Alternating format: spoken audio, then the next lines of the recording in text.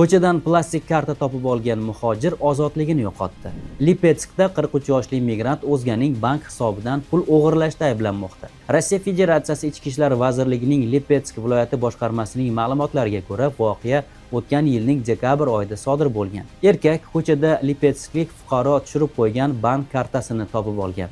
Uni politsiyaga yoki egasiga berish o'rniga muhojir kartadagi pullardan sarf qila boshlagan. Kartadan taxminan 9000 rubl sarflagan migrantning qilmishlarini bankdan SMS xabarlar ola boshlagan ayol boxabar bo'lib qolgan. Erkak nafaqat uning pulini, balki kredit kartasidan ham sarflagan.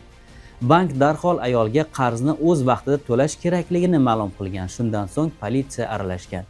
Ayblov xulosasi endi Lipetskning Oktyabr tuman prokurori tomonidan tasdiqlanib, ish sudga yuborildi. Erkak Rossiya Jinoyat kodeksining 158-moddasi o'g'irlik bo'yicha ayblanmoqda. U ushbu modda bo'yicha 6 yilgacha qamoq jazosiga hukm qilinishi mumkin.